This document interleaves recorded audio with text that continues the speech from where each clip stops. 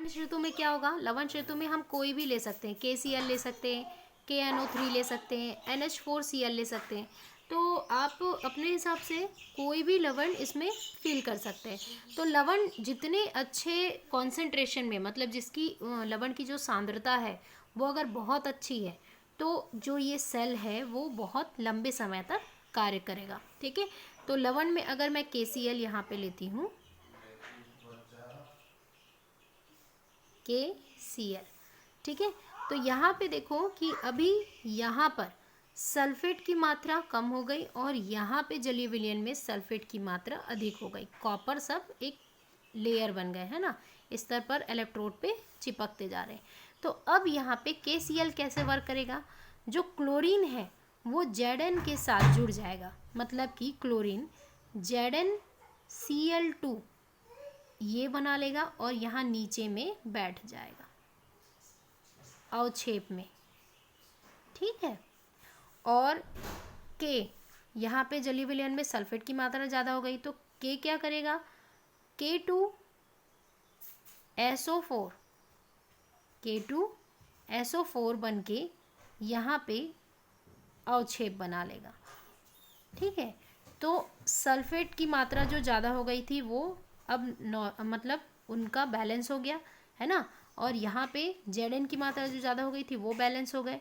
तो लवण क्षेत्र क्या करेंगे, इसमें जो लवण है वो आयन क्या करेंगे, इनमें जलीय विलयन में, ठीक है, जिसकी मात्रा ज़्यादा है उसे संतुलित कर देंगे और इस सेल को पुनः कार्यरत कर देंगे। ठीक है, तो इस तरीके से ये हो गया डैनियल सेल का विद्युत रासायनिक सेल, जो मोस्ट इम्पॉर्टेंट है। आपको अब इसमें सबसे इम्पॉर्टेंट स्टेप बाय स्टेप लिखना है। तो स्टेप 1 में आपको एनोड की क्रिया बतानी है। तो एनोड की क्रियाविधि क्या है, देखो यहाँ पे एनोड की क्रियाविधि हो रही है। एनोड क्या कर रहा है, Zn, ये जो एनोड है वो इलेक्ट्रॉन को त्याग रहा है। ठीक है, तो यहाँ पे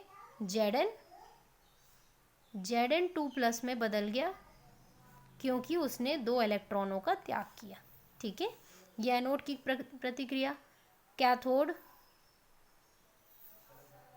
की क्रिया अगर देखें, क्रियाविधि, तो कैथोड यहाँ पे क्या कर रहा है, ये जलीय विलयन Cu, ठीक है, Cu क्या कर रहा है, इलेक्ट्रॉन को ले रहा है। ये Cu सल्फेट साथ जुड़ा हुआ इलेक्ट्रॉन को ले रहा है और स्वयं Cu में बदल जा रहा है, धातु में बदल जा रहा है।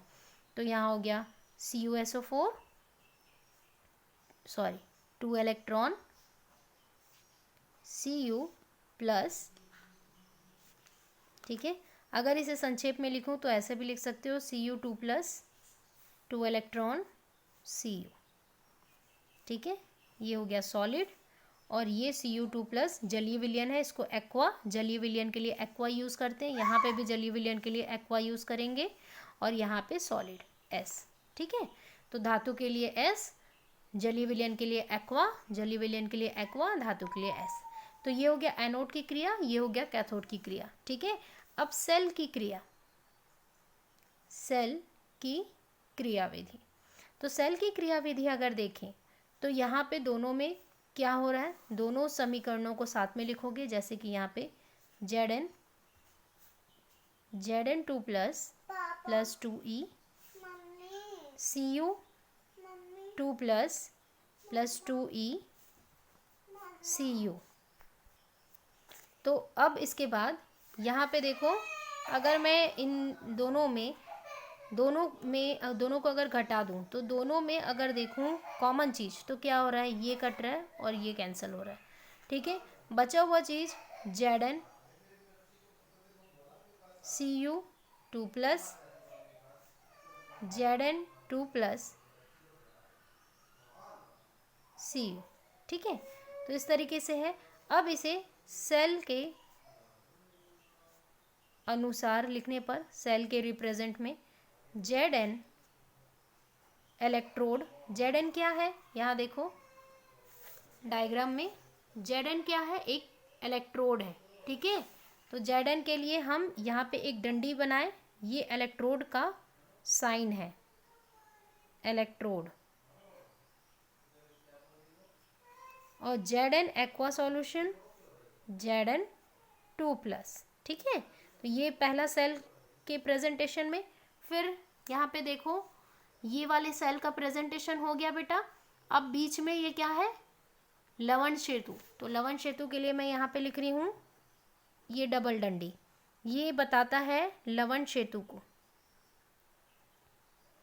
लवण सेतु। और लवण सेतु के बाद अब कैथोड की बारी। तो यहाँ पे लिखना है Cu2+ एनोड कॉपर। ठीक है, क्योंकि ये क्या करता है, इलेक्ट्रॉन ग्रहण करता है, इसलिए इसे पहले लिखा जाएगा, इसे पीछे। तो ये हो गया सेल का प्रेजेंटेशन, ये हो गया सेल की क्रियाविधि, ये कैथोड की क्रियाविधि, एनोड की क्रियाविधि। जब भी आप आंसर लिखोगे, थ्योरी पैटर्न तो आप लिख ही सकते हो बुक से, बाकी ये लिखना आपका बहुत कंपलसरी है बच्चों, तभी आपको मार्क्स मिलेंगे।